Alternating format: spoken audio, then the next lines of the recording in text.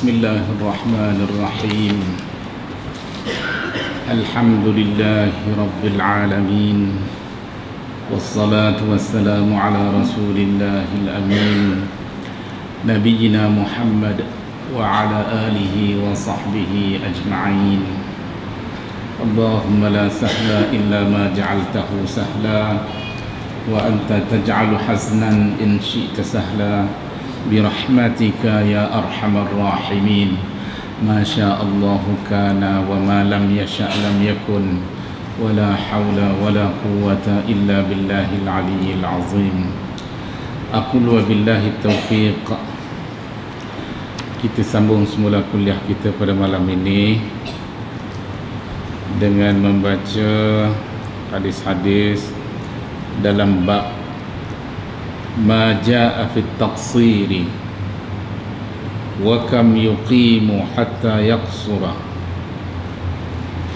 Bab tentang berhubung semayang qasar dan berapa harikah seseorang yang bermusafir itu dikira bermukim bagi membolehkannya semayang qasar.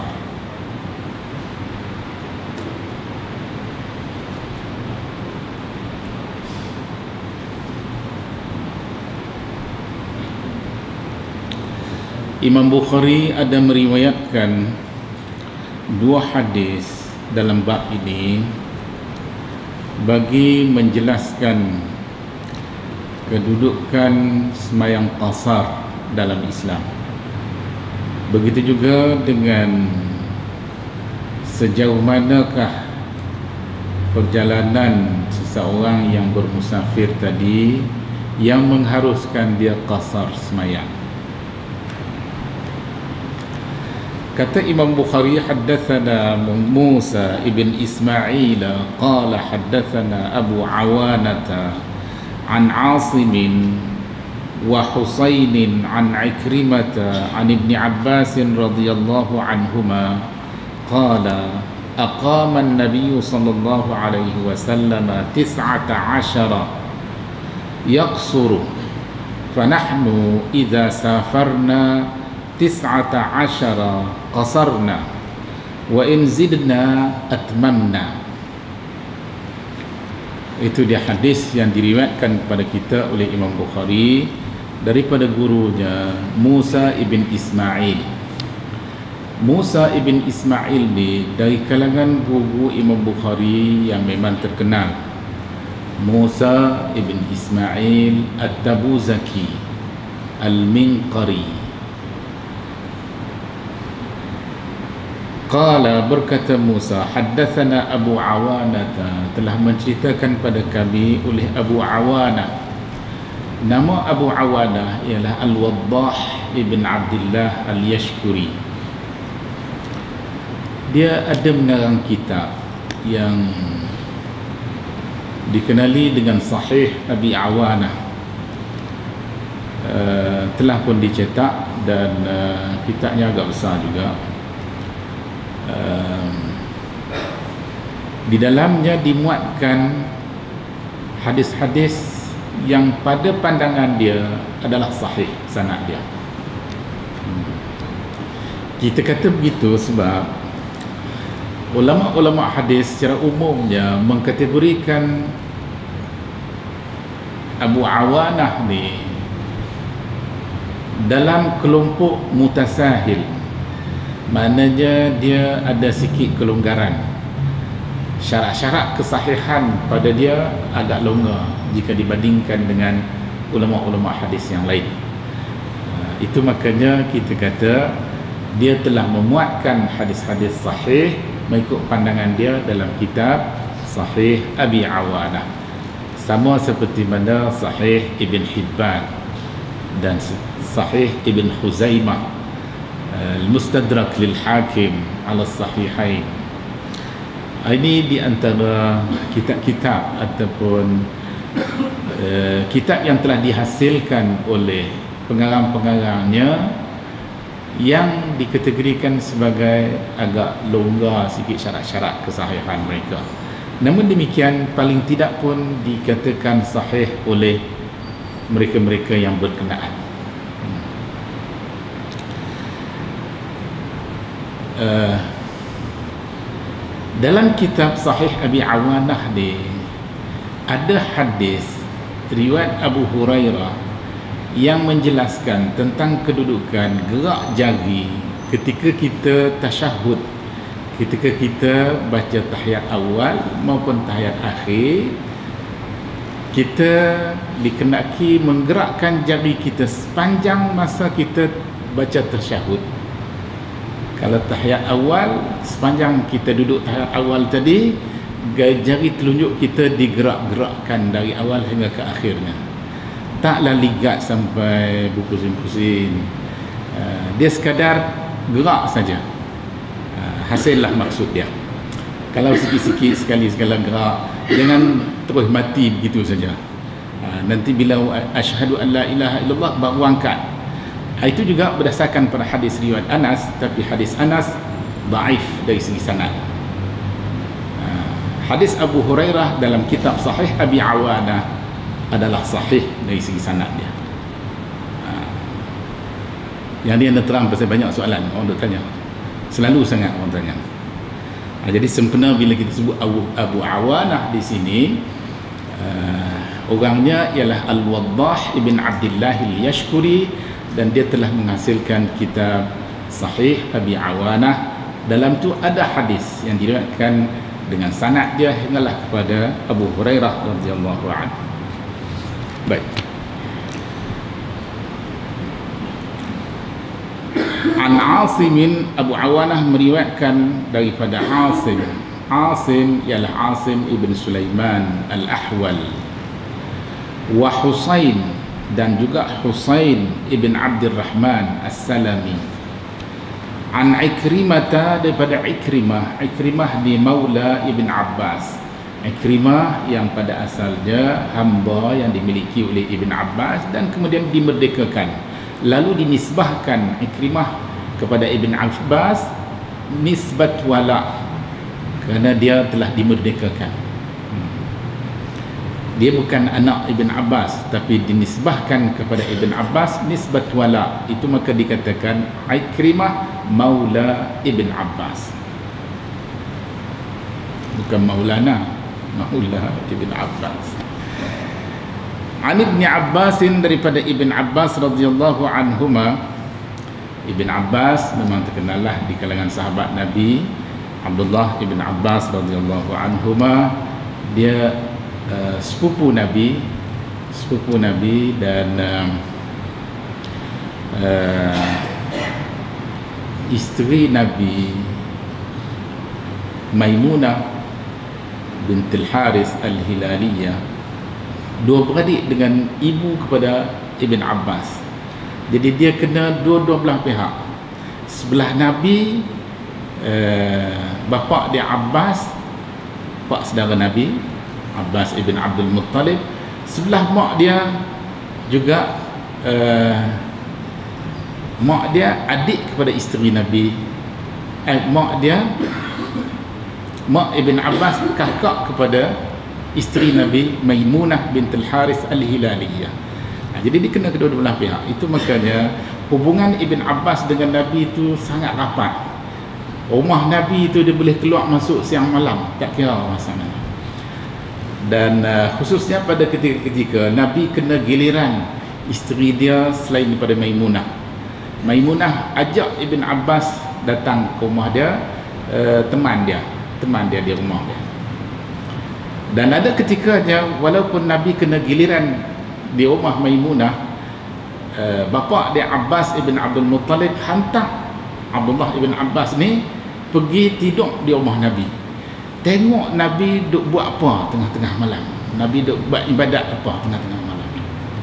Sehingga pada satu ketika Ibn Abbas ni bila dia pergi tidur rumah Nabi, dia terjaga Nabi bangun pergi ambil wuduk, Nabi semayang. Dan dia pun tengok Nabi buat begitu, dia pun bangun pergi ambil wuduk, semayang. Tapi bila dia main nak semayang, dia duduk sebelah kiri Nabi. Lalu Nabi pegang cuping telinga dia, heret main duduk sebelah kanan. Jadi pada keesokan harinya, dia ceritalah kat bapa dia Abbas ibn Abdul Muttalib, dia kata semalam dia pergi tidur rumah Nabi, Nabi bangun tengah malam ambil wuduk semayang. dan dia pun ikut sama. Kemudian bila dia duduk sebelah kiri tu imam, Nabi pegang telinga dia, angkat letak di sebelah kanan. Jadi begitu. Bagaimana para sahabat Nabi ini, mereka berusaha sampai begitu sekali nak tengok, nak belajar, nak dapatkan ilmu daripada Nabi. Mereka tak lepaskan peluang walaupun pada masa-masa tertentu, tengah malam dan sebagainya. Baik, Ibn Abbas radhiyallahu anhuma qala, berkata Ibn Abbas, aqama an-nabiy sallallahu alaihi wasallam 19. Kata Ibn Abbas, Nabi berada ataupun Nabi bermukim. Itu lebih tepat lagi terjemahannya. Sini dia kata apa? Ialah tu, Nabi SAW bermukim selama 19 hari. Nabi pernah berada di Mekah dalam perjalanan Nabi daripada Madinah ke Mekah untuk mengerjakan ibadah haji. Dan sesampainya Nabi di Mekah, Nabi berada di Mekah dan kawasan sekitar Mekah, termasuk masyair al-hajj ataupun kawasan-kawasan Mina, Arafah, Muzdalifah, itu dipanggil masyair al-hajj. Nabi berada dalam lingkungan 19 hari. Yaqsuru, kata Ibn Abbas, Nabi qasar semayang dia 19 hari 19 malam, Nabi masih qasar semayang dia.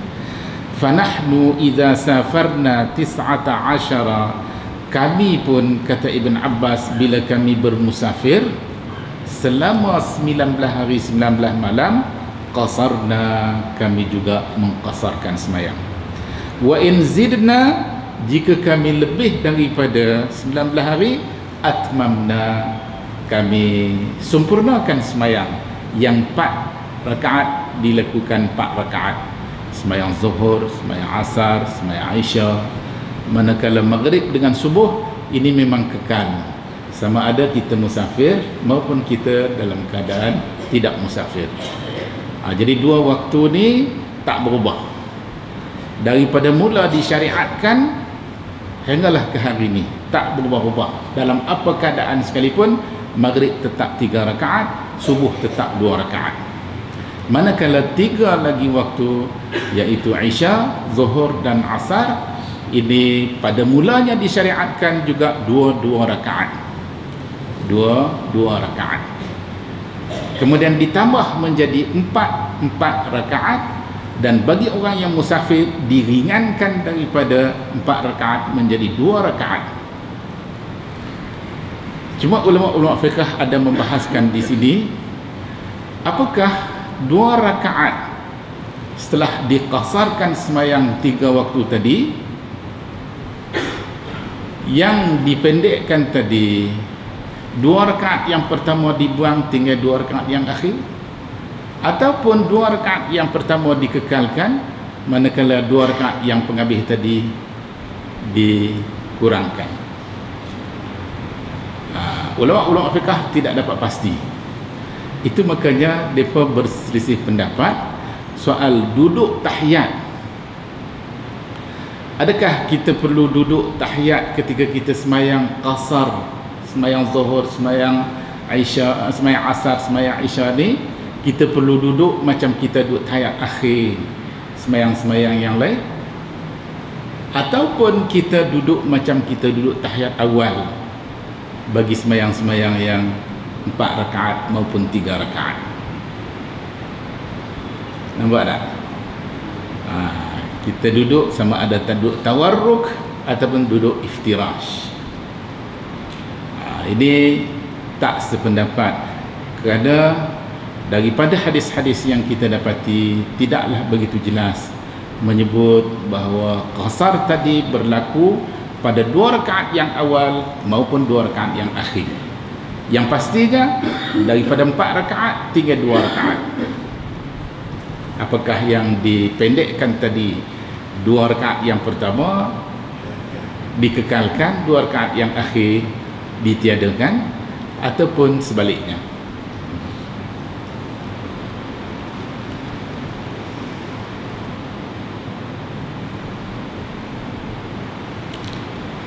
Baik.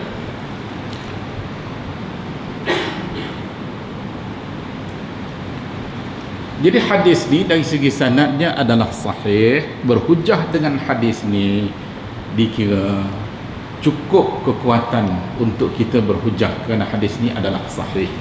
Jadi maksimum tempoh boleh kita qasar semayang dalam satu-satu perjalanan tadi 19 hari 19 malam. Tak ada masalah. Asalkan kita masih dalam keadaan musafir, sama ada kita berpindah randah antara satu tempat dengan satu tempat yang lain, ataupun kita dah sampai ke destinasi kita tetapi kita masih dalam keadaan musafir, maknanya kita takkan menetap di tempat yang kenaan. Kita akan balik pada bila-bila masa saja. Bila selesai hajat kita, kita akan balik ke tempat asal kita. Tak ada niat nak bermukim di situ.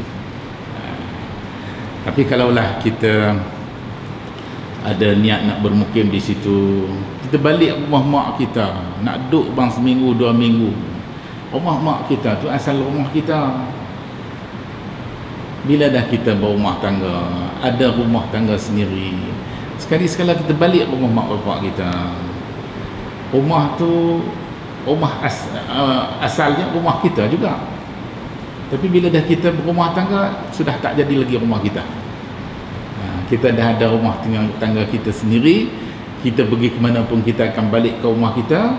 Jadi walaupun pada asalnya dia adalah juga rumah kita, tetapi dalam keadaan begini dia sudah tidak dikira lagi rumah kita. Jadi kita balik sekali-sekala dengan niat ataupun dengan maksud kita, kita akan balik ke rumah kita balik. Bila selesai hajat kita selesai, maka kita akan baliklah. Tapi kalau kita dah nak balik duduk rumah mak kita balik semula, rumah tangga kita pun dah duduk rumah sewa saja, balik tukar tempat kerja, nak balik duduk dengan mak kita balik, itu dah tak kira dah. Dia kira balik rumah kita semula. Baik.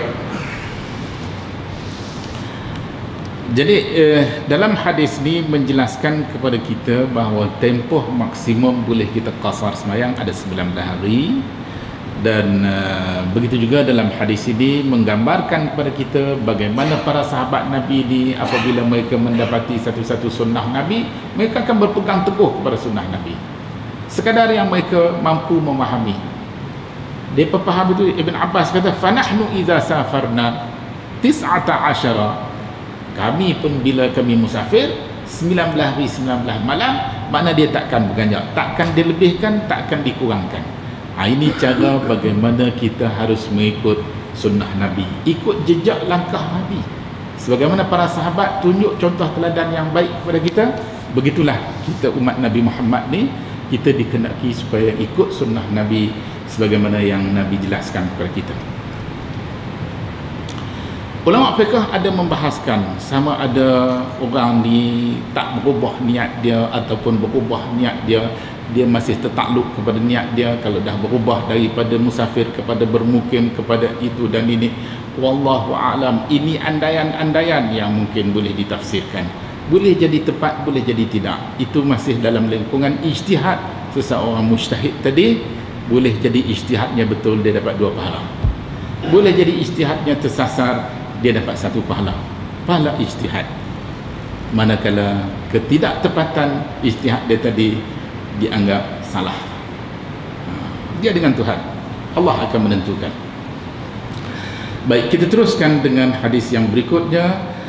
Imam Bukhari meriwayatkan kepada kita, kata dia, haddatsana Abu Ma'mar qala haddatsana Abdul Warith qala haddatsana Yahya bin Abi Ishaq qala sami'tu Anasan yaqulu kharajna ma'an Nabiy sallallahu alaihi wasallam min al-Madinati ila Makkah fakana yusalli rak'atayn hatta raja'na ila al-Madinati qultu aqamtum bi Makkah syai'an qala aqamna biha 10.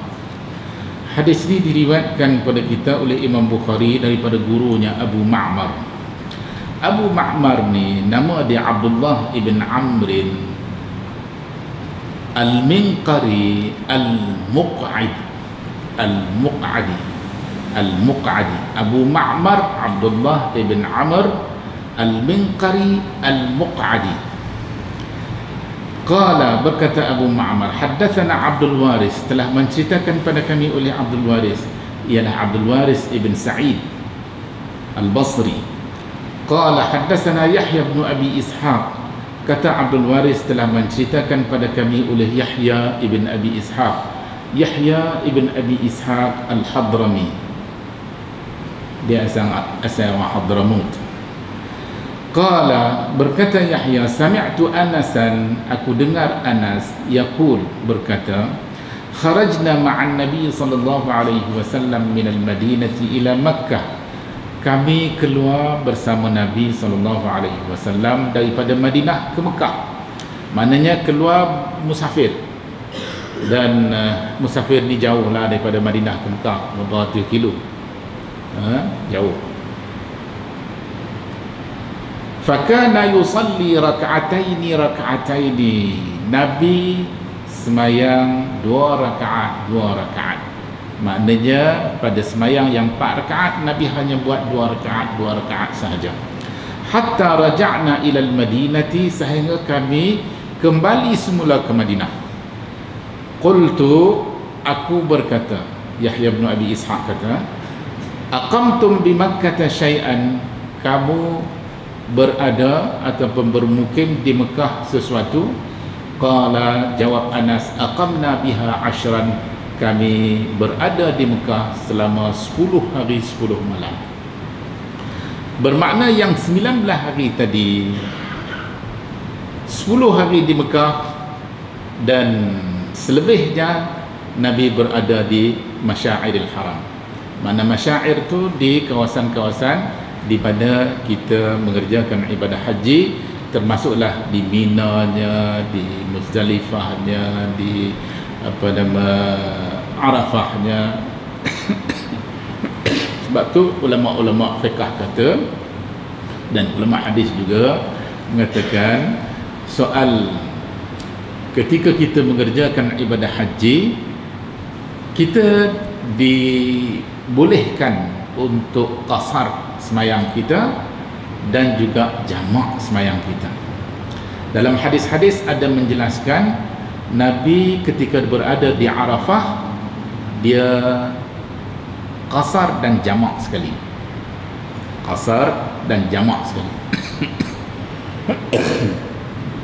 Manakala ketika Nabi berada di Muzdalifah, setelah selesai berwukuf di Arafah, Nabi kembali ke Muzdalifah. Ketika berada di Muzdalifah, Nabi juga qasar dan jamak. Dia semayang Zuhur dan Asar di Arafah, dan dia semayang Maghrib dan Isya di Muzdalifah. Berarti jemaah haji kita bila mereka terlewat bergerak ataupun mereka terawal sampai ke Arafah, adakah mereka boleh qasar dan jamak? Nabi hanya qasar dan jamak di Arafah di antara semayang Zuhur dan semayang Asar. Yang lain-lain Nabi tak semayang di Arafah. Begitu juga dengan Maghrib dan Isya, Nabi hanya semayang di Muzdalifah. Jadi bagi orang yang terawal, adakah dia boleh qasar semayang? Wallahu a'lam. Kebanyakan ulama kata boleh, kerana dia sudah dikira mula mengerjakan ibadah haji. Dia mula mengerjakan ibadah haji. Jadi sepanjang dia dikira sebagai jemaah haji yang mengerjakan ibadah haji, dia boleh qasar dan juga boleh jamak. Tapi kalau ikut sunnah Nabi secara teraturnya, Nabi hanya qasar dan jamak ketika berada di Arafah dan juga di Muzdalifah. Manakala setelah Nabi berada di Mina, Nabi hanya qasar sahaja.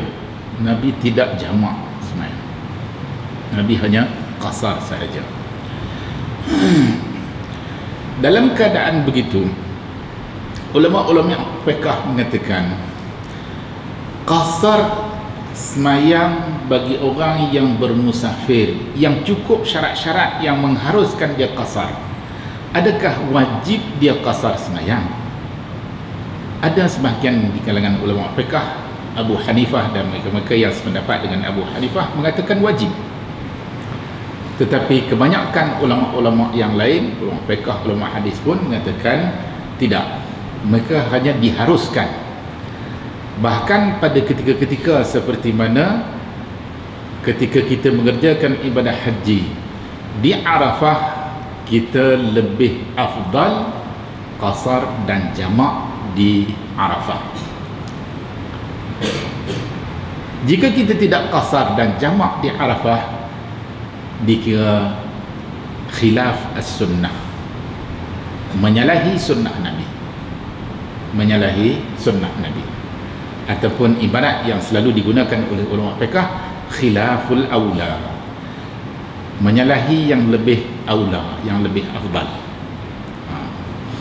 Begitu juga ketika kita berada di Muzdalifah, kita jamak di antara maghrib dan isya. Dan kalau kita tak jamak ataupun kita semayang maghrib di Arafah, lepas tu baru semayang isya di Muzdalifah, ataupun maghrib dan isya sekali di Arafah, kita betul tak lewat, kita paksa tunggu kenderaan sampai ke subuh di Arafah, apa kita nak buat? Semayang maghrib dan isya, semayang maghrib dan isya secara jamak di Arafah. Itu pun ulama-ulama hadis kata menyalahi sunnah, khilaf as-sunnah. Jadi ikut manapun, kalau kita boleh, kita cuba sedaya upaya untuk menghayati sunnah Nabi satu demi satu, satu demi satu, sehingga kita dapat menepati sebagaimana yang Nabi kata dalam hadis dia, khudhu anni manasikakum, khudhu anni manasikakum. Ini merujuk kepada ibadah haji sahaja. Ibadah haji ni semua hidup kita sekali saja, jadi kita nak buat yang terbaik, yang terbaik. Itu makanya Nabi mengingatkan kita, khudhu anni manasikakum. Dalam soal mengerjakan ibadah haji, jangan dicampur aduk dengan logik akal kita. Kita kena ikut sunnah Nabi sebiji demi sebiji, supaya haji kita menjadi haji yang mabrur, dan insya-Allah balasannya tidak ada lain melainkan syurga. Baik, balik kita kepada hadis ni. Anas ibn Malik dalam riwayatnya di sini kata dia, kharajna ma'an Nabi sallallahu alaihi wasallam min al-Madinati ila Makkah. Mereka bersama Nabi keluar daripada Madinah menuju ke Mekah. Antara Madinah dengan Mekah tu satu jarak perjalanan yang jauh. Adakah kita dikenaki berjalan sejauh Mekah Madinah baru boleh qasar semayang, ataupun dia ada sukatan jarak yang tertentu? Ini dibahas dan dibincang oleh ulama fiqh dan ulama-ulama hadis. Pada dasarnya perjalanan yang jauh tadi diharuskan kita qasar semayang. Manakala tujuan safar kita, tujuan perjalanan jauh tadi, dalam kes ini Nabi pergi ke Mekah untuk mengerjakan ibadah haji. Maknanya tujuan perjalanan jauh tadi adalah untuk taat kepada perintah Allah. Jadi illah dia ketaatan kepada Allah Subhanahu wa taala. Ibadah maknanya. Kemudian dalam Al-Quran Tuhan kata apa? Wa idza darabtum fil ardi falaysa 'alaikum junahun an taqsuru minas salat in khiftum ay yaftinakum alladhina kafaru Dalam ayat dia kata apa? Kalau apabila kamu musafir, iza darabtum fil ard, apabila kamu musafir di muka bumi ini, itu maka kata Imam Malik berdasarkan pada ayat ni, perjalanan kita tu kena berjalan atas bumi. Kalau kita berjalan di atas udara, boleh tak kita qasar sembahyang? Ini Imam Malik punya pandangan. Dia kata tak, sebab kapal terbang tak berpijak atas bumi. Lain kalau kita naik kapal laut dia duduk atas ayak duduk atas bumi. Apa bezanya kapal terbang? Dia duduk, walaupun dia terbang di angkasa, dia duduk atas angin duduk atas bumi. 2 kali 5, 5 kali 2. Tapi pandangan Imam Malik secara khusus, dia kata kalau naik kapal terbang tak boleh qasar sembahyang, tak boleh jamak. Kalau naik kapal laut boleh. Kalau berjalan kaki lagi boleh. Naik kereta boleh. Naik kenderaan-kenderaan yang berjalan di atas bumi boleh. Tuhan kata iza darabtum fil ardi, berjalan dalam bumi, terowong dalam bumi. Anda ingat anda pergi ke Perancis, dia bawa anda berjalan malam, dah habis selesai kerja, dia bawa anda berjalan malam, naik metro ke tengah-tengah pekan Paris, pusilah. Kita tak tahu turun dalam bumi tu, berapa tingkat dalam bumi tu, cerah macam siang macam malam, malam macam siang, tak tahu. Habis dia bertanya anak, Ustaz tahu tak ni kita ni duduk tang mana ni? Mana nak tahu, tengok sama aja belakang. Dia kata duduk di tingkat yang ke-7 dalam bumi tu. Subhanallah. Anda kata jom naik dekat. Kalau dia gerak gempar lah, pakai orang tak cari dah duduk tang tu, pakai duduk tang tu dah. Kalau digempar bumi runtuh lah katanya. Duk lapisan yang ke-7, tingkat yang ke-7, bawah sekali.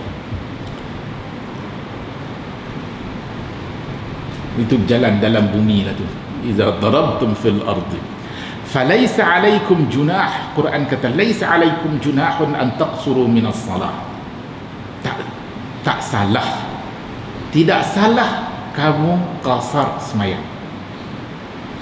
Bermakna boleh kita qasar, dan oleh kerana ada contoh daripada amalan Nabi, maka qasar lebih aula daripada tamam.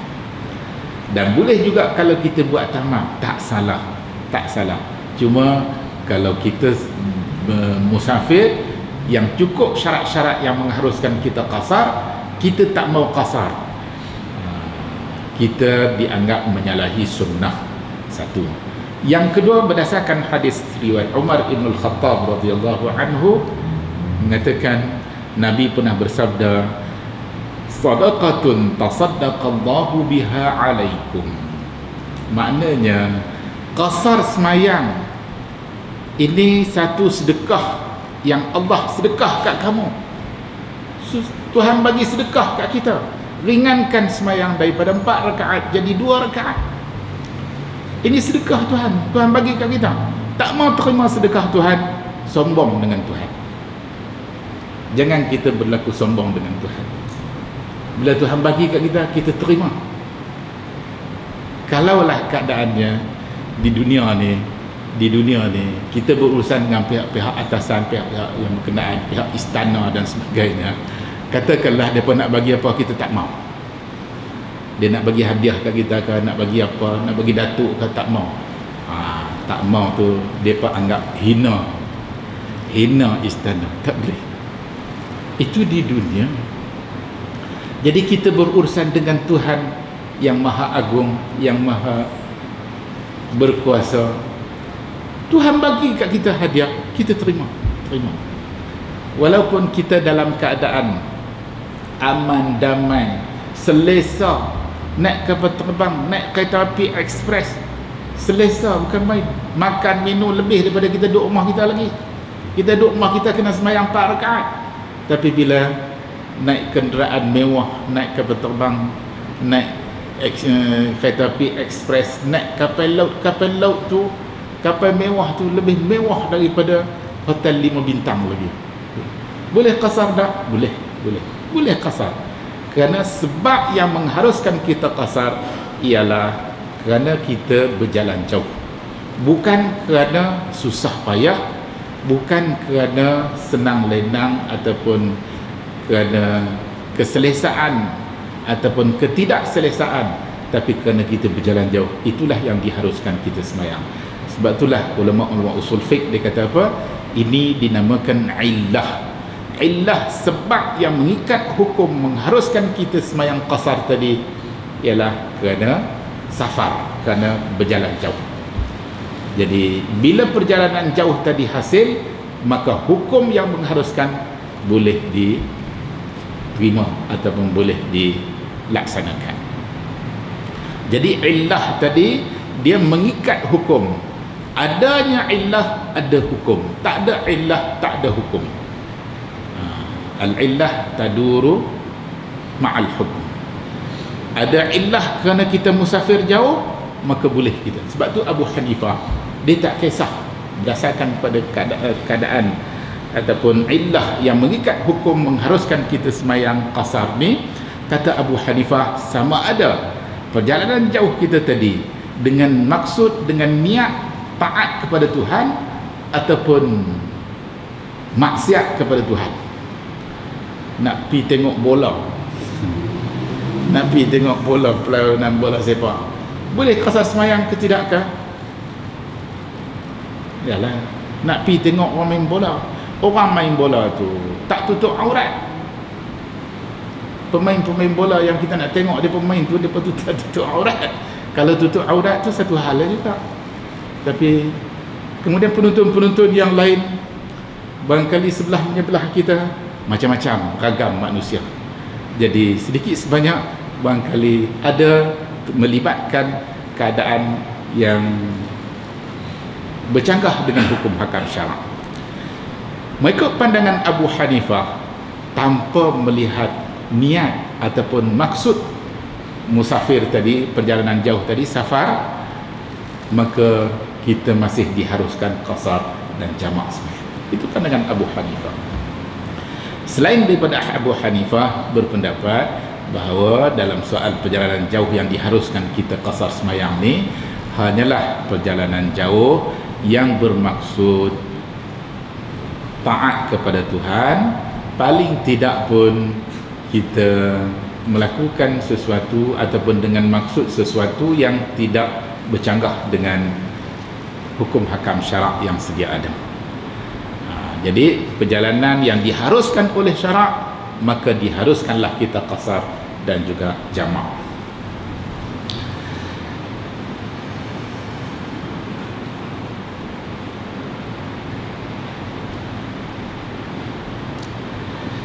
Seterusnya kita dapati dalam hadis riwayat Anas juga, dia kata hatta yarja'na ila al-Madinah. Maknanya kalau kita nak pergi daripada sini nak pergi ke Mekah, kita turun daripada rumah kita, keluar daripada rumah kita, dah boleh qasar, dah boleh jamak. Tak nanti kita pergi sampai berpuluh kilo baru nak jamak, nak qasar. Dah. Kita keluar daripada rumah kita. Sebab tu Nabi dia nak musafir, dia keluar daripada rumah dia pergi masjid. Daripada masjid dia bertolak pergi. Mana daripada rumah pergi masjid yang berhampiran dengan rumah dia, daripada masjid dia pergilah ataupun mula perjalanan jauh dia.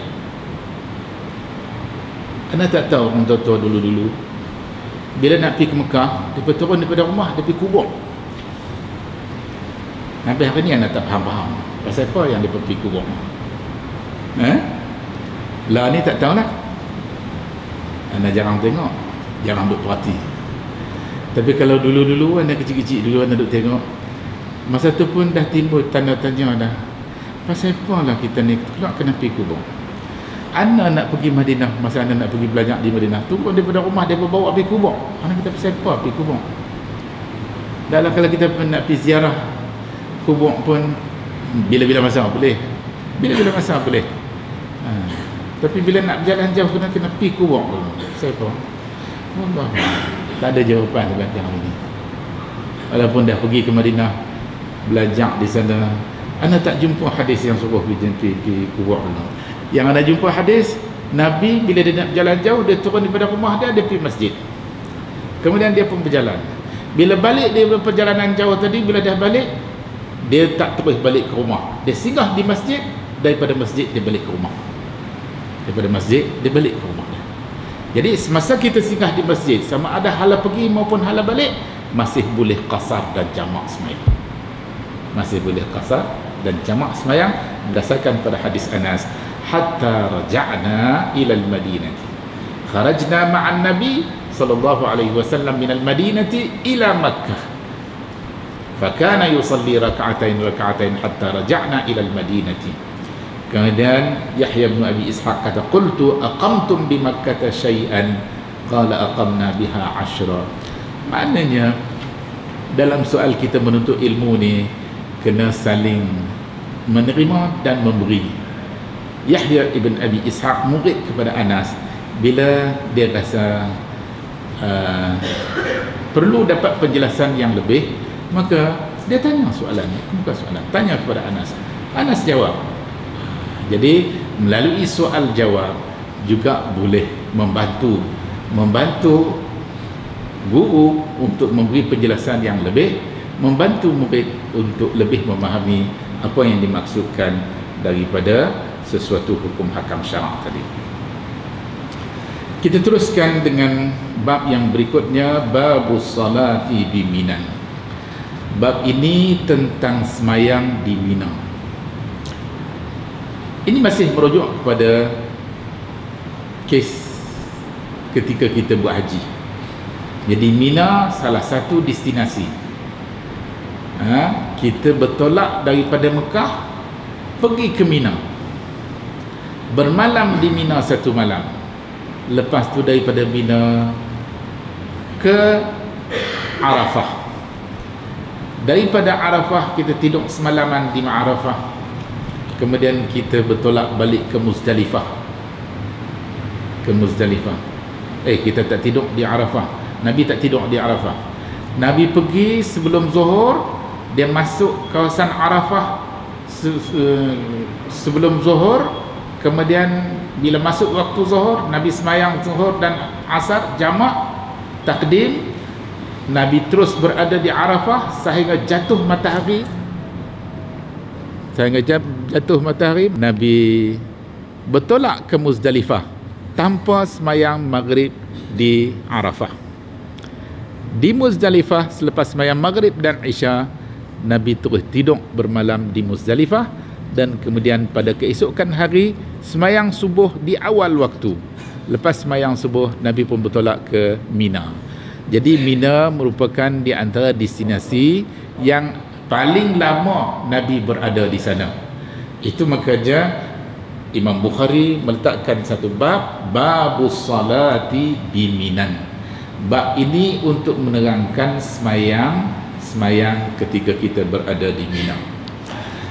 Kata Imam Bukhari, haddatsana Musaddadun qala haddatsana Yahya an Ubaidillah qala akhbarani Nafi'un an Abdillah radhiyallahu anhu qala sallaitu ma'an Nabi sallallahu alaihi wasallam bi Minan rak'ataini wa Abi Bakrin wa Umar wa ma'a Uthman sadran min imaratihi thumma atammaha.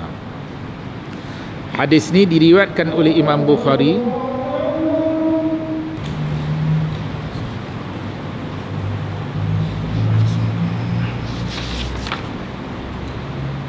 kita sambung semula kuliah kita. Hadis ini diriwayatkan oleh Imam Bukhari kepada kita daripada gurunya Musaddad. Musaddad ialah Musaddad ibn Musarhad ibn Musarbal, dari kalangan guru Imam Bukhari yang berasal daripada Basrah. Dia ada kitab musnad dia. Ibn Hajar mengatakan keseluruhan hadis-hadis yang diriwayatkan oleh Imam Bukhari dalam kitab sahih dia ni daripada Musaddad, semuanya ada dalam kitab musnad kalangan Musaddad ibn Musarhad ibn Musarbal. Bermakna naskhah musnad Musaddad ni boleh jadi ada pada Imam Bukhari, ataupun satu lagi kemungkinan mungkin naskhah tu tak ada, tetapi Imam Bukhari ni dia ingatan dia kuat. Ada ketikanya dia pinjam kitab daripada guru dia, daripada kawan-kawan dia, untuk sekali dia baca, sekali lalu ingat habis semua sekali. Ingat habis semua sekali. Ingatan dia hebat Tuhan bagi kat dia. Dia tak pernah lupa, dia kata. Ini kelebihan yang Tuhan bagi kepada dia. Bila dia ingat, dia hafal, dia tak lupa lagi dah.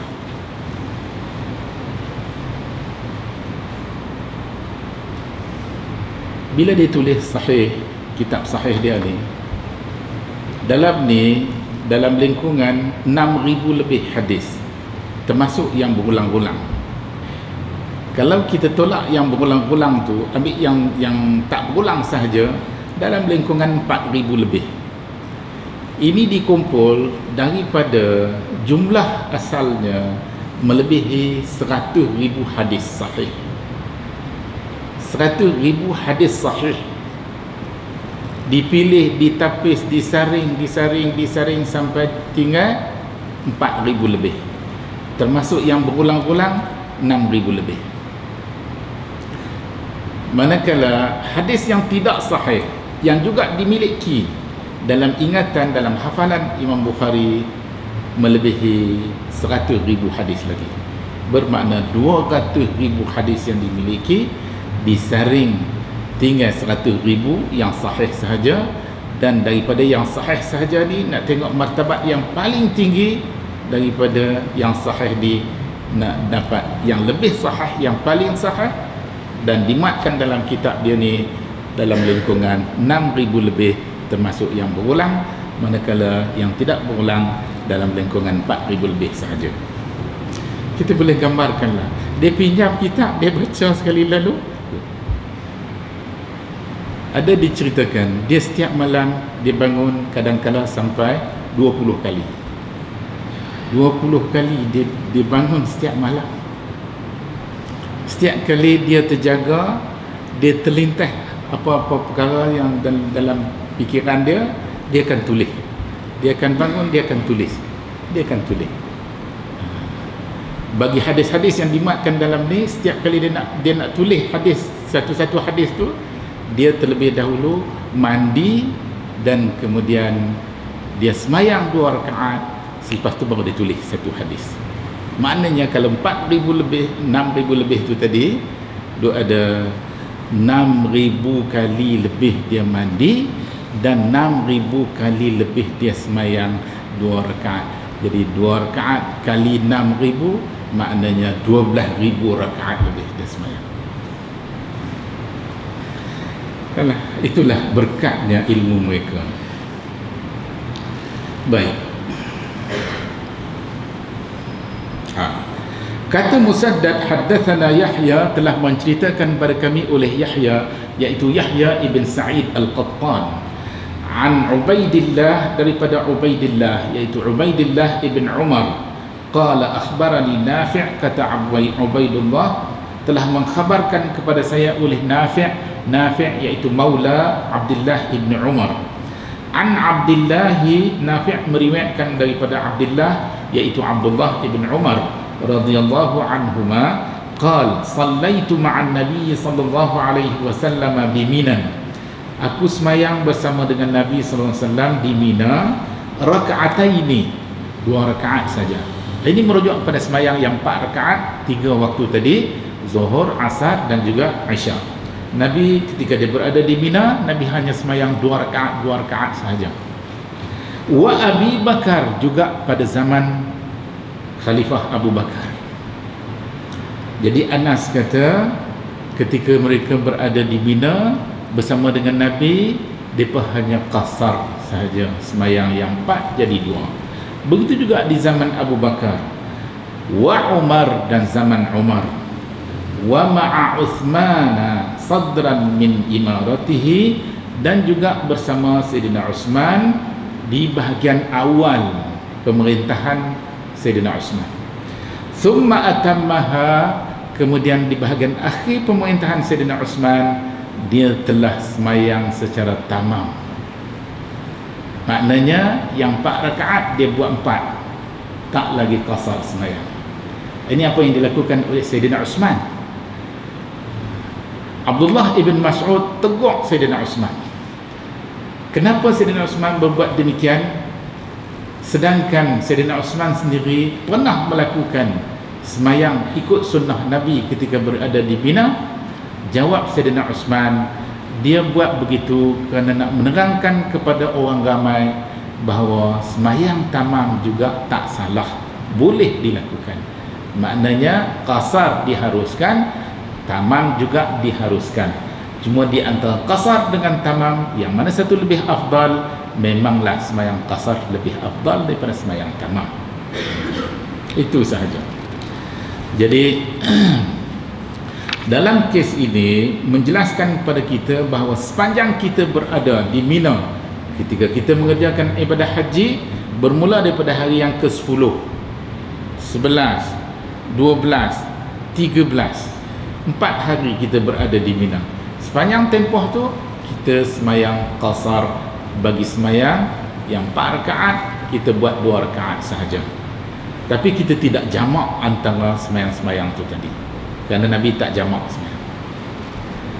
Daripada situ ulama-ulama hadis mengatakan bahawa kalaulah kita berjalan jauh di mana-mana saja, sepanjang perjalanan kita tadi kita belum sampai ataupun belum menetap di mana-mana satu tempat dengan mengambil masa yang lebih lama daripada tempat-tempat yang lain, mana kita masih dalam perjalanan pergerakan ke sana ke sini, sepanjang tempoh tu kita boleh qasar dan jamak sekali.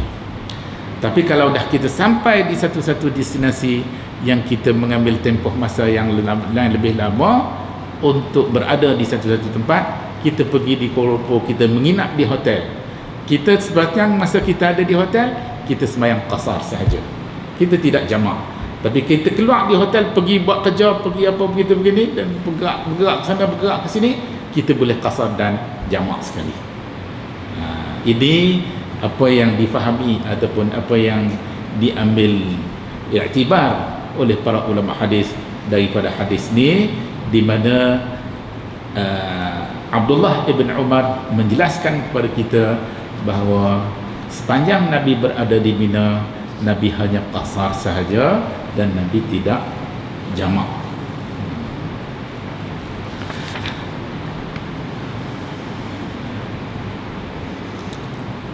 Baik, kita teruskan dengan hadis yang berikutnya. Haddatsana Abul Walid, telah menceritakan pada kami, kata Imam Bukhari, oleh Abul Walid. Abul Walid di sini adalah Hisham ibn Abdul Malik. Hisham ibn Abdul Malik ni di antara guru Imam Bukhari yang bukan sahaja pakar dalam bidang hadis, tapi dia terlebih dahulu pakar dalam bidang bahasa dan bidang bahasa Arab, sastra Arab. Ini bidang kepakaran dia. Qala, berkata Abul Walid, haddatsana Syu'bah, telah menceritakan pada kami oleh Syu'bah. Syu'bah di sini adalah Syu'bah ibn al-Hajjaj Abul Ward al-Ataki. Dia di kalangan ulama Basrah yang diberi gelaran Amirul Mukminin fil hadis. Kalau dalam soal pemerintahan negara, para khalifah Khulafaur Rasyidin diberi gelaran Amirul Mukminin dalam bidang pemerintahan, kepimpinan negara. Tapi dalam bidang hadis juga pernah diberi gelaran kepada tokoh-tokoh besar di kalangan mereka, seperti mana Syu'bah, Amir ibn Shurahil al-Sya'bi, Imam Bukhari sendiri, dan lain-lain lagi diberi gelaran Amirul Mukminin fil hadis. Kata Syu'bah, anba'ana Abu Ishaq, telah menceritakan pada kami oleh Abu Ishaq. Abu Ishaq di sini ialah Abu Ishaq As-Sabi'i.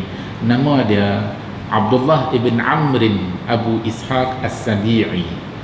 Qala, berkata Abu Ishaq, sami'tu Harithah ibn Wahb, aku dengar Harithah ibn Wahab Al-Khuza'i. Harithah ibn Wahab ni di kalangan sahabat Nabi daripada kabilah Khuza'i. Qala, kata Harithah, salla bina Nabi sallallahu alaihi wasallam amana ma kana biminan rak'ataini. Harithah ibn Wahab berkata, Nabi semayang dengan kami di Mina 2 rakaat dalam keadaan sangat aman.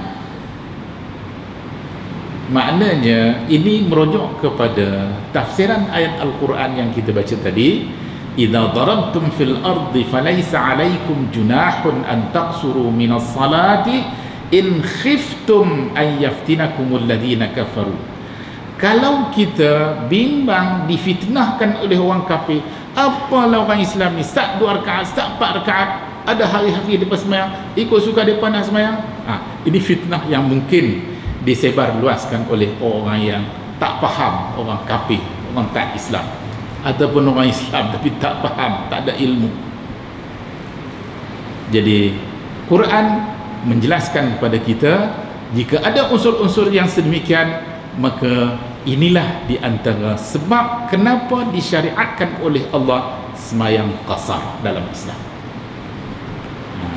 Jadi pokok pangkalnya, bila Tuhan membenarkan kita sembahyang 2 rakaat ketika kita sebagai sembahyang qasar kepada sembahyang yang 4 rakaat, bermakna sama ada kita ada kebimbangan, kerisauan, berlaku fitnah oleh pihak-pihak yang tidak bertanggungjawab, ataupun tidak, kita diharuskan sembahyang. Laisa alaikum junahun, tak salah kita qasar sembahyang. Sama ada kebimbangan, tak ada kebimbangan, tak ada masalah.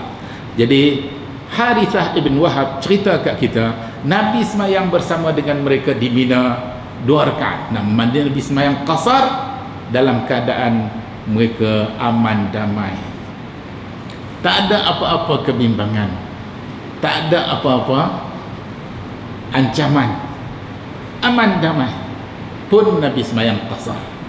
Maknanya bukanlah menjadi syarat kebimbangan baru boleh qasar. Ada di kalangan ulama yang berpendapat ayat Al-Quran tadi boleh jadi merujuk kepada sembahyang syiddatul khauf, kerana takutkan musuh, daripada sembahyang 4 rakaat, 3 rakaat, 2 rakaat, boleh reduce sampai 1 rakaat. Wallahu alam. Kata Ibn Hajar, pandangan ini adalah batil. Nak cari yang mudah saja, nak cari yang mudah saja, tak payah sembahyang kan?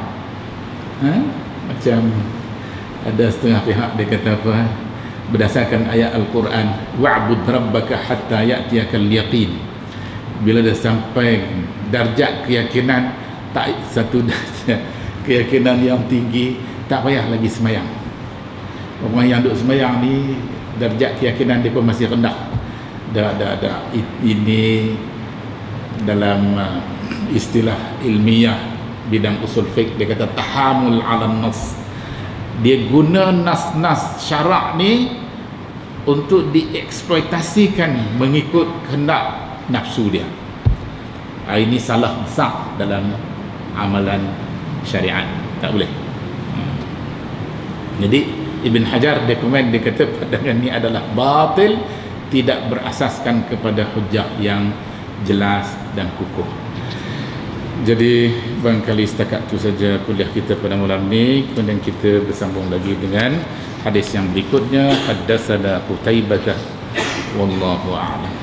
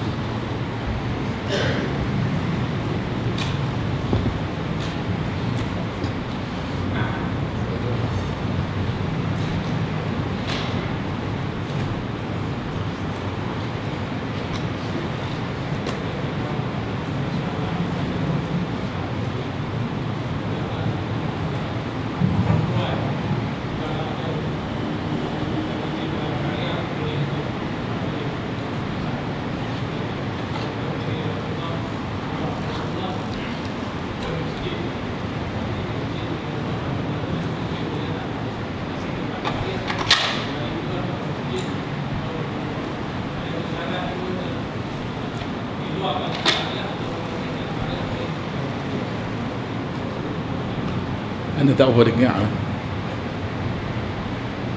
Masalah kasar dengan Okey. Rasulullah dia keluar ke rumah, pergi ke masjid, perjalanan. Itu juga balik, ingat ke masjid, baru dia ke rumah dia. Jadi adakah ada keluar dalam karya ataupun masih keluar dari karya?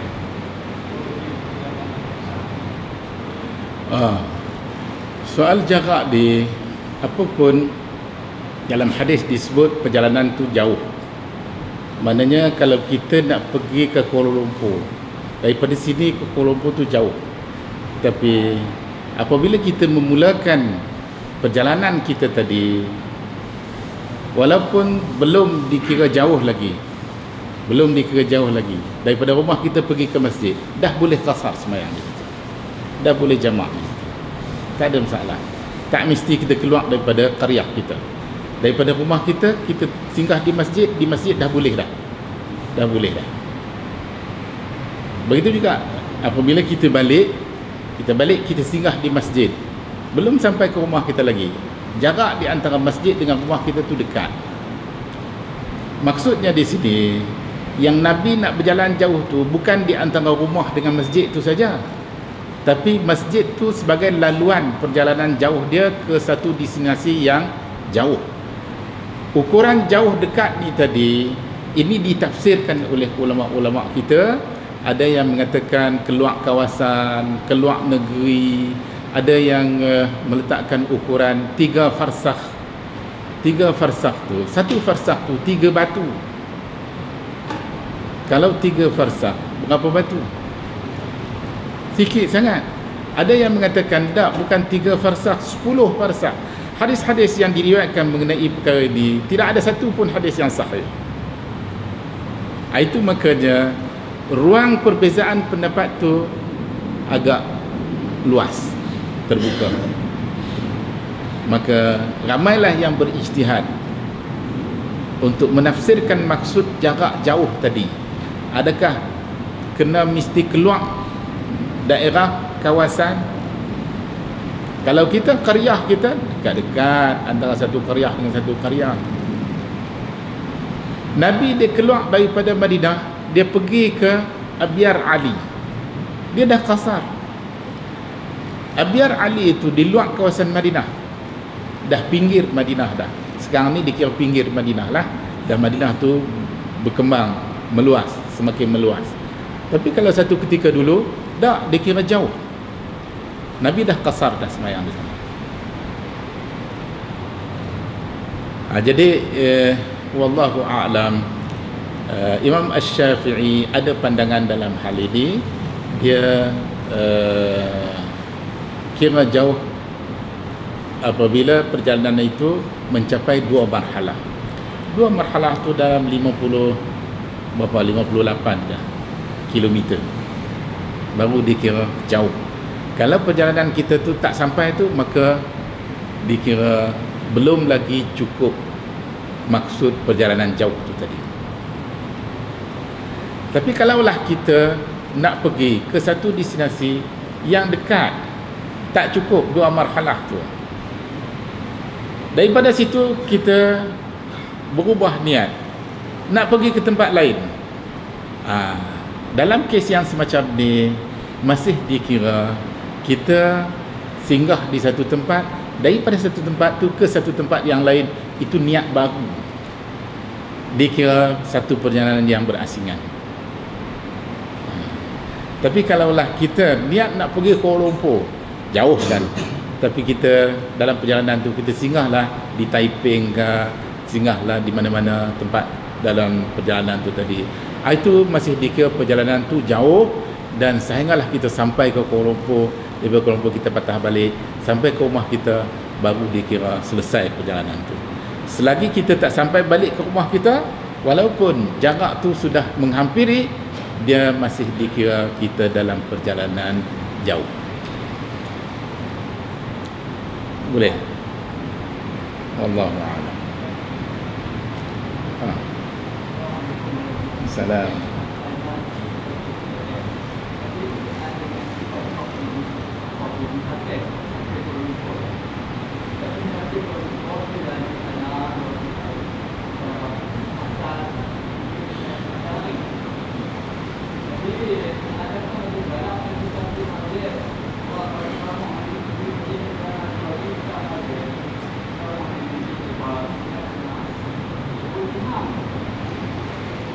Ha.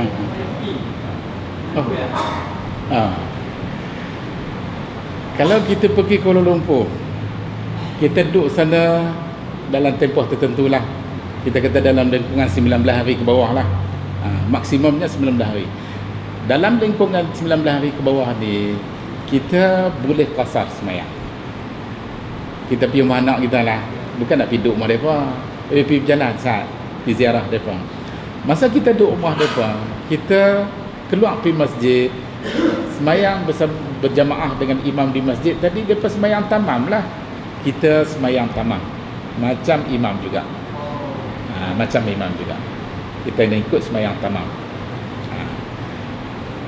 Dan adakah lebih afdal kita pergi semayang di masjid berjamaah ataupun semayang seorang-seorang? Tak, lebih afdal kita pergi masjid. Lebih afdal kita pergi masjid. Kita semayang Jumaat pun sama juga. Kalau kebetulan kena hari Jumaat, lebih afdal kita pergi semayang Jumaat. Jangan tunggu semayang Zuhur seorang-seorang kerana nak semayang 2 rakaat saja. Masalah semayang Jumaat ni, bila kita semayang Jumaat, bolehkah kita jamak antara Jumaat dengan Asar? Dalam hadis tak ada disebut jamak di antara Jumaat dengan Asar.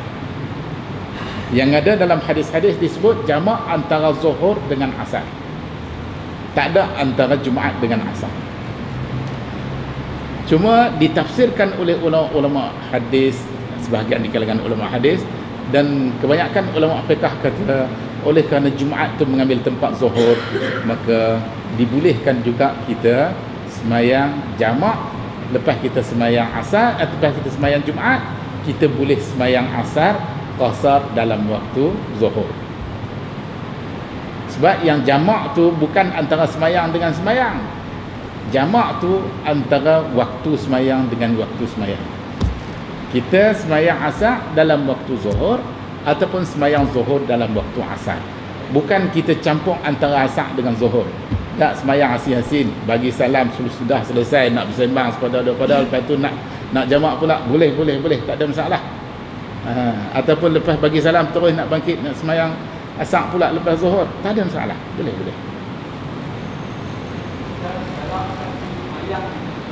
Ya. Boleh tak?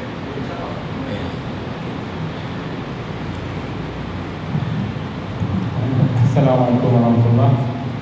Tuan Musi, Ustaz dan hadirin sekalian, saya telah berbincang dengan Ustaz. Suatu sesi perbincangan ini, soalan ini tuan-tuan boleh bukakanlah sebarang soalan yang sesuai, sama ada yang kita bincangkan ataupun di luar konteks ini. Dan saya juga akan ambil kesempatan di sini akan menyoal Ustaz tentang beberapa perkara lah. Tapi kita fokuskan tajuk yang tertentu. Tertentu. Dan tuan-tuan boleh tanyalah di samping itu. Jadi fokus kita tentu saya bincang Ustaz, kita bincang bab solat. Kita fokuskan tentang solat. Solat untuk Rasulullah lah. Dan hari ini secara ringkasnya kita nak tumpukan pada wuduk dulu sangat. Wuduk. Jadi Ustaz jelaskan tentang cara mengambil wuduk dan niat. Ikut sunnah lah. Cara kita mengambil wuduk ni, kita bab wuduk ni kita dah baca dalam Sahih Bukhari, kita ni dah baca sebelum ni pun. Tapi barangkali tak semua kita yang dapat hadis. Ini berapa tahun dulu? Barangkali 20 tahun dulu kot. 20 tahun dulu barangkali. Kita mula dengan Kitabul Iman dan kemudian kita masuk Kitabul Taharah. Cara wuduk Nabi SAW, pertama sekali Nabi dia berkumur. Bila dah dapat ayak tadi, dia berkumur dulu, makna dia cuci mulut dia dulu. Dan kemudian dia basuh kedua belah tangan dia. Dia basuh kedua belah tangan. Ada setengah riwayat yang menyebut dia basuh kedua belah tangan dulu, kemudian baru dia berkumur. Yang ni ada disebut dalam riwayat. Apapun boleh didahulukan antara satu sama lain, di antara berkumur dengan mengambil wudu. Dan kemudian selepas tu Nabi masukkan ayak ke dalam hidung dia. Dia cuci hidung dia dengan cara istinthar, istinsyaq dia panggil. Istinsyaq tu masuk, istinsar tu keluar balik semula. Cuci hidung kita. Barangkali kita berjalan ke sana ke sini ataupun kita tidur sepanjang malam, bangkit nak berwudu. Dalam hadis ada disebut syaitan bila kita lehna, dia turut tidur atas batang hidung kita. Dia turut tidur di atas batang hidung kita. Jadi bila kita ambil wudu, kita kena basuh hidung kita. Selain daripada basuh mulut kita, kita basuh hidung kita. Dan kemudian Nabi baca bismillah, Bismillahirrahmanirrahim. Kemudian barulah dia basuh muka dia. Untuk kali yang pertama. Dan kemudian bila selesai, rata air di muka dia. Muka ni, yang dikatakan muka ni, ulama fiqh memberi definisi takrif muka ni antara gigi rambut sampai ke dagu. Gigi rambut atas. Orang yang gigi rambut dia tengah kepala, jauhlah muka dia. Dah, wallahu a'lam. Muka tadi, setakat muka lah. Daripada dahi kita turun sampai ke dagu kita, daripada cuping telinga ke cuping telinga, itulah muka. Itulah dia muka. Syekh Nasruddin Al-Albani, guru kami, dia kata muka tadi dia bertilih dengan maksud, di antara maksud muka dengan maksud janggut. Bagi dia, janggut tu yang tumbuh di bawah dagu ni, di dagu dan bawah dagu. Dan juga mana-mana bahagian daripada muka kita yang didapati tumbuh bulu, apa nama sini dia panggil apa? Jambang. Jambang kiri kanan ni, ataupun di mana-mana bahagian. Ada orang barangkali dia tumbuh sampai ke dekat-dekat dengan hidung dia boleh tumbuh muka. Albani kata yang tu termasuk dalam apa yang dimaksudkan sebagai janggut. Dalam hadis Nabi kata apa? Qassus syawarib wa'ful liha. Dia syarah kat kami berjam-jam. Hadis qassus syawarib wa'ful liha. Gunting ataupun andam misai kita dan belah ataupun biang janggut kita tadi membesar, memanjang. Jadi itu pandangan Al-Albani. Apapun maknanya, di kalangan ulama-ulama kita cuba mendapatkan sempadan di antara muka dengan bukan muka, supaya bila kita dikenaki basuh muka tadi, kita kena basuh keseluruhan kawasan yang dikira sebagai muka dan tanpa ada pengecualian, kita kena basuh semua sekali. Untuk pusingan yang pertama dikira 1 kali air, bagi pusingan yang kedua 2 kali air, dan sebaik-baiknya 3 pusingan 3 kali basuh. 3 kali basuh. Ada hadis yang menyebut hanya sekali sahaja. Ada hadis yang menyebut hanya 2 kali sahaja. Dan ada hadis yang menyebut 3 kali. Ulama-ulama hadis buat kesimpulan sekurang-kurangnya 1 kali. Ulama fiqh kata ini wajib. Wajib. Lebih baik daripada 1 kali, 2 kali. Boleh juga. Basuh muka 2 kali pun boleh. Sebaik-baiknya 3 kali. Lebih pada 3 kali kurang baik. Lebih pada 3 kali, 4 kali, 5 kali kurang baik. Kurang baik. Nabi hanya menggunakan 1 cupak mud, 1 cupak ayam. Cupak tu banyak ada 1 liter lebih. Untuk sekali dia berwuduk 1 cupak ayam. Dia mandi junub 1 gantang ayam. Dia boleh mandi junub 1 gantang ayam untuk mandi junub. 1 cupak dia boleh guna untuk ambil wuduk. Wuduk Nabi sudah tentulah wuduk yang terbaik, yang paling sempurna, yang menjadi contoh kepada kita umat dia untuk menghayati amalan berwuduk. Jadi kita basuh muka sekali atau dua atau tiga. Begitu lepas muka, dia basuh tangan.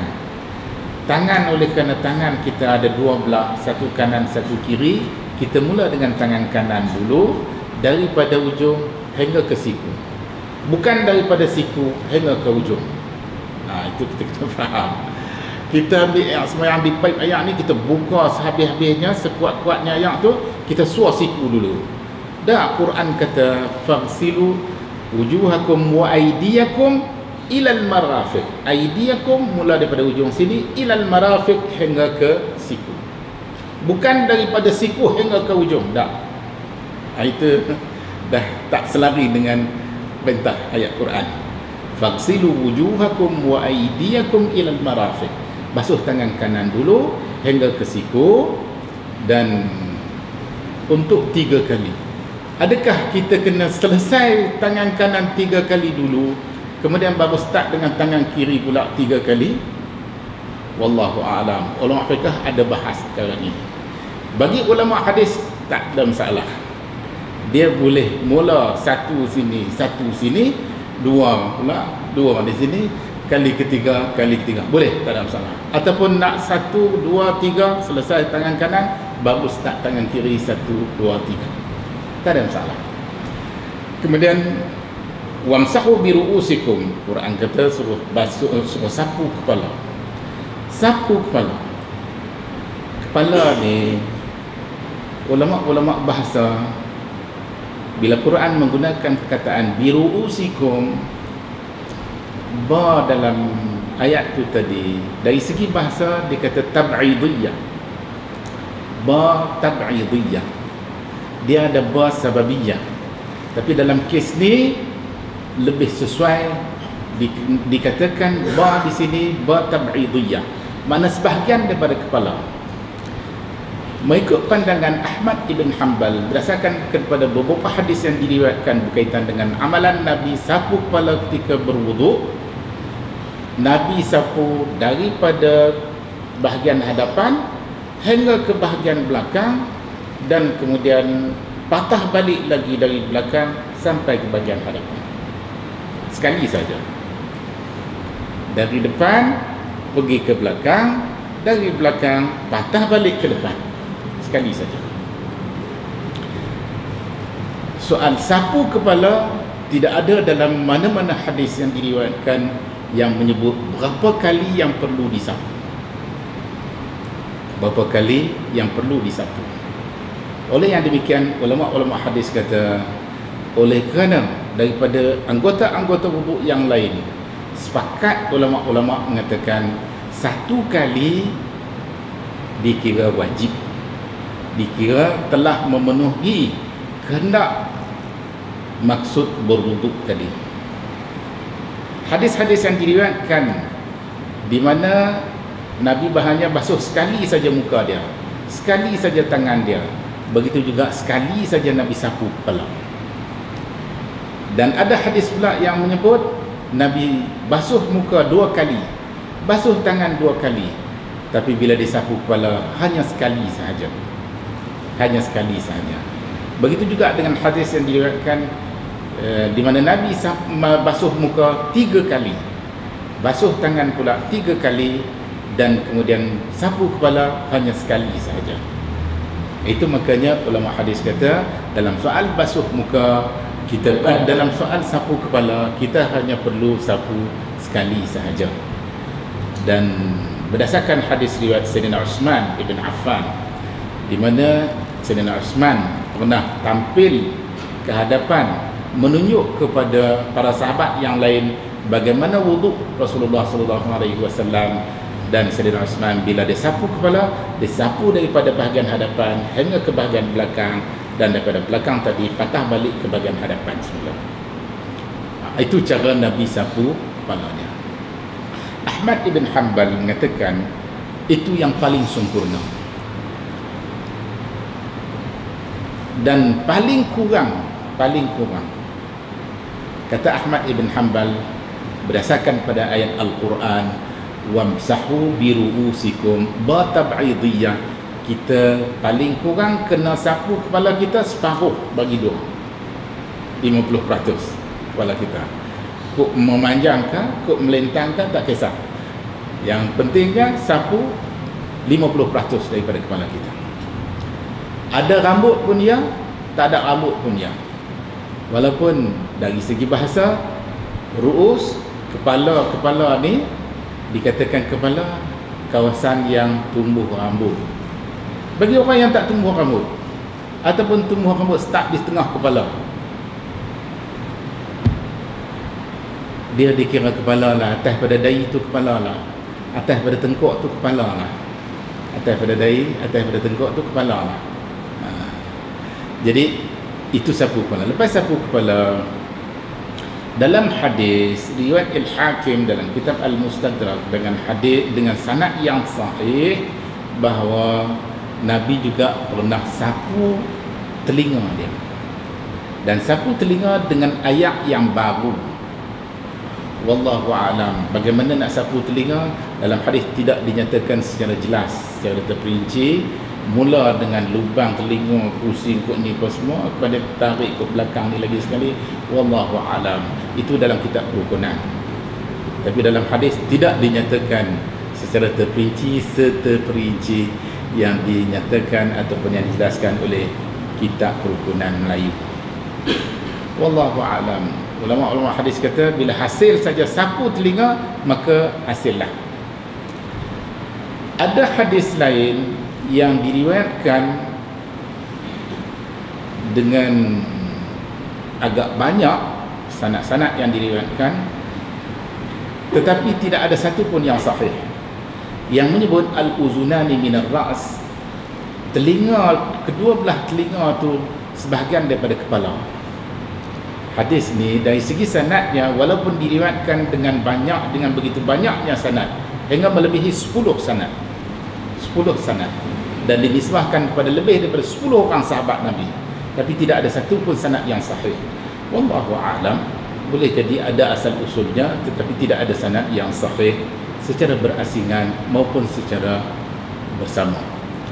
Oleh yang demikian, elok kerana ada hadis riwayat Al-Hakim dalam kitab Al-Mustadrak bahawa bila kita sapu telinga, sapulah telinga dengan ayak yang baru, lain daripada basahan tangan yang kita guna untuk sapu kepala.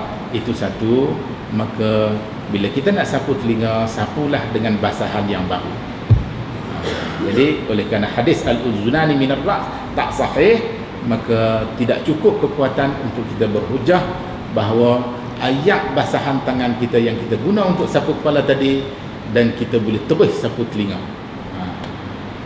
Kerana hadis tu tak sahih, al-uzunani minar ra's. Dan selepas tu kita kena basuh kaki.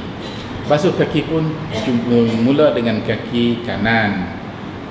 Macam tadilah juga, sama ada nak lengkapkan kali pertama, kedua, ketiga bagi kaki kanan, lepas tu pula nak sapu kaki, nak basuh kaki kiri kali pertama, kedua, ketiga, ataupun kita berselang-seli untuk kali pertama kedua-dua belah kaki, kali kedua kedua-dua belah kaki, kali ketiga pula kedua-dua belah kaki. Wallahu alam. Keadaannya agak terbuka ataupun ada ruang untuk kita, tak ada masalah. Jadi bila dah selesai basuh kaki ni, dalam Al-Quran disebut faghsilu wujuhakum wa aydiyakum ila al-marafiqi wamsahu bi ru'usikum wa arjulakum ila al-ka'bayn. Faghsilu wujuhakum wa aydiyakum ila al-marafiqi wamsahu bi ru'usikum wa arjulakum ila al-ka'bayn. Itu qiraat yang sahih. Ada qiraat yang baca wa arjulikum ila al-ka'bayn, qiraat itu tak sahih. Tak sahih dari segi sanad, dan tak sahih dari segi kehendak dan maksud ayat itu sendiri. Ada didakwa bahawa Syiah mereka baca ayat ni faghsilu wujuhakum wa aydiyakum ilal marafiqi wamsahu bi ru'usikum wa arjulikum ilal ka'bayn.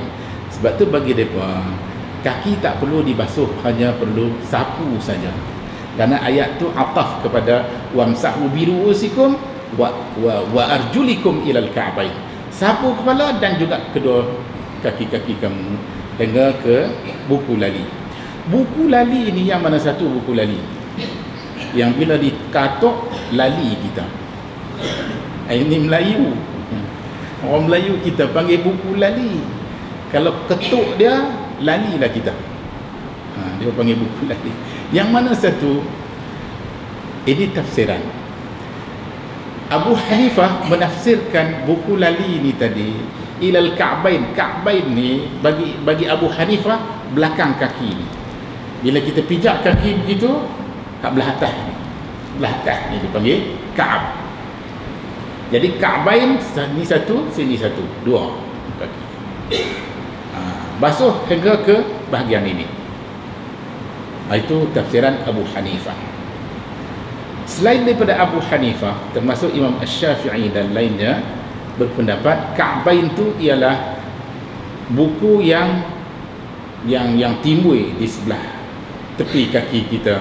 Kalau belah kanan memang dia duduk sebelah kanan, kalau belah kiri dia memang duduk sebelah kiri.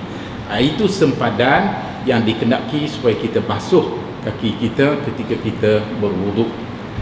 Namun demikian, dalam soal basuh kaki dan juga basuh tangan, dalam hadis yang lain ada disebut tentang kelebihan basuhan anggota-anggota wuduk ni, merujuk kepada kaki dan juga tangan dikendaki ataupun digalakkan supaya kita basuh lebih daripada sempadan yang ditetapkan. Sebanyak mana lebihan yang kita basuh tadi, maka sebanyak itulah kelebihan yang kita dapati di akhirat kelak. Dalam hadis disifatkan sebagai kumbang, disifatkan sebagai mereka-mereka yang berwuduk dengan cara yang sedemikian, di akhirat kelak kaki mereka akan bersinar-sinar cahaya putih. Al-ghurrul muhajjalin dia panggil. Al-ghurr al-muhajjalin maknanya sinaran cahaya putih di anggota-anggota wuduk. Abu Hurairah yang meriwayatkan hadis ni, dia bila dia nak berwuduk, dia akan lari bawa diri jauh daripada orang ramai. Kerana bila dia basuh tangan, dia akan basuh sampai ke ketiak dia. Sebab yang dikatakan tangan tu sebelah ni lah. Dia ni sebelah ni. Jadi daripada ketiak kanan hingga ke ujung, daripada ujung hingga ke ketiak kanan, itu tangan kanan. Daripada ujung sampai ke ketiak kiri, itu tangan kiri. Abu Hurairah dia basuh sampai ke bau dia. Sampai ke ketiak. Bila dia basuh kaki pula, dia basuh sampai ke lutut. Jadi dalam keadaan begitu, sahabat-sahabat yang lain duk perhatilah hang yang meriwayatkan hadis ni. Tiba-tiba bila hang nak ambil wuduk, hang bawa diri pergi jauh daripada orang. Apa pasal? Depa duk nak dia. Bila nak dia, tengok rupa-rupanya Abu Hurairah ni ada rahsia dia tu. Dia basuh tangan hingga ke kepala bau dia. Dia basuh kaki hingga ke lutut. Bila ditanya, jawab Abu Hurairah, mudah-mudahan Allah bagi cahaya tangan dia hingga ke ketiak ni, Allah bagi cahaya kaki dia hingga ke lutut ni, hingga ke lutut. Itu kelebihan-kelebihan ataupun amalan-amalan berwuduk yang secara ringkasnya menjelaskan bagaimana wuduk Nabi SAW. Wallahu a'lam. Mudah-mudahan Tuhan bagi kekuatan kepada kita, boleh kita menghayati sunnah Nabi dalam soal kita berwuduk, kita semayang dan sebagainya. Terima kasih Ustaz. Ada soalan lagi tapi saya tak bukan dulu. Untuk ini cuma satu soalan akhir berhubung dengan bulan Rejab. Apakah kelebihan dan amalan dalam bulan Rejab, Ustaz? Bulan Rejab ni ada sikit keistimewaan dia jika dibandingkan dengan bulan-bulan yang lain. Dia termasuk dalam Ashhurul Hurum, bulan-bulan yang diharamkan berperang jihad. Di zaman Nabi ada 4 bulan yang dilarang, berperang jihad, termasuklah salah satunya ialah bulan Rejab. Manakala yang lain, wallahu a'lam, lebih kurang bulan-bulan yang lain lah juga. Tak ada keistimewaan yang khusus pada bulan Rejab. apatah lagi puasa satu Rejab. Puasa satu Rejab tidak ada hadis yang sahih, bahkan bukan setakat hadis sahih, hak hasan pun tak ada, hak dhaif pun tak ada. Yang ada yang palsu-palsu. Hadis palsu tak boleh jadi sandaran amalan, tak boleh.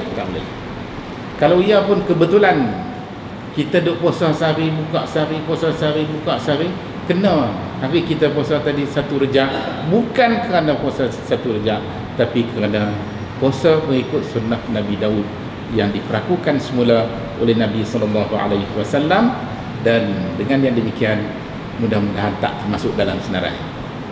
Adapun tunggu sampai satu Rejab baru nak puasa satu Rejab tu dengan i'tikad ada kelebihannya, tak, yang ni tak betul. Ibn Hajar Al-Asqalani syarah kitab Sahih Bukhari, dia salah seorang tokoh besar dalam mazhab Syafi'i.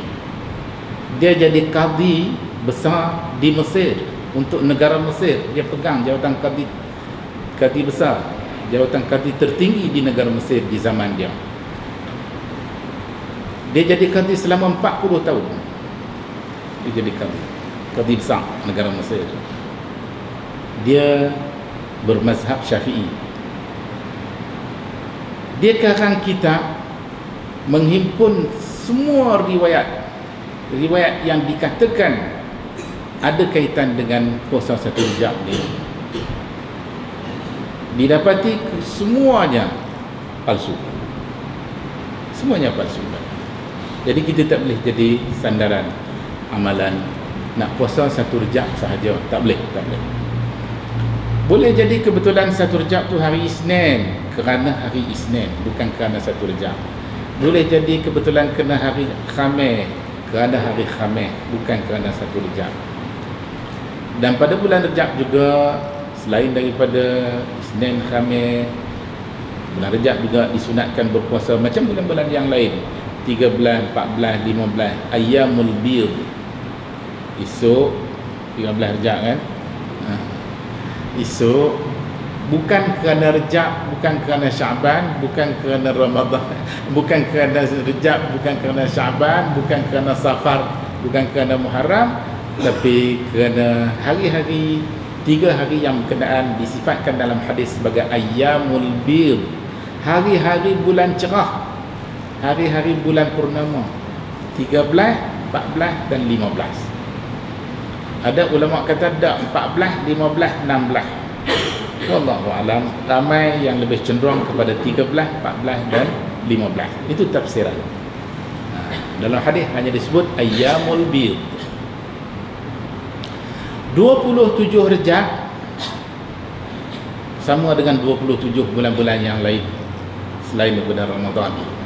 Sama, tak ada kelebihan yang istimewa, tak ada. Dikaitkan dengan peristiwa Isra' Mi'raj, wallahu alam, bukan satu tarikh yang muktamad. Bahkan dari segi sejarahnya lebih kuat kemungkinan Isra' Mi'raj ni berlaku pada bulan Ramadan, bukannya pada 27 Rejab.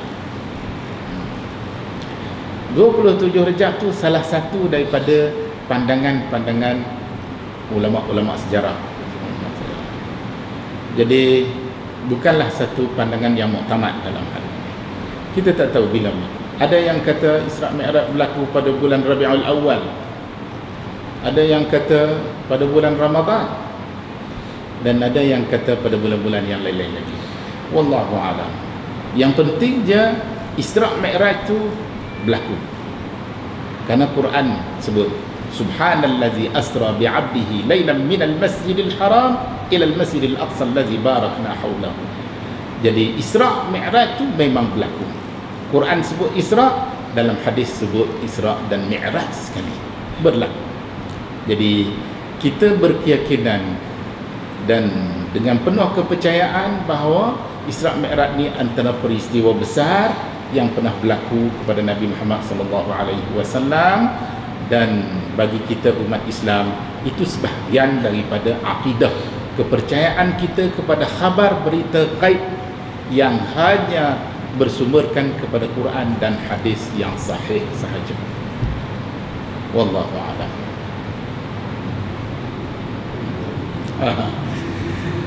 Kita tangguh dulu kuliah kita pada malam ni, dan insyaAllah sambung lagi pada kali-kali yang akan datang.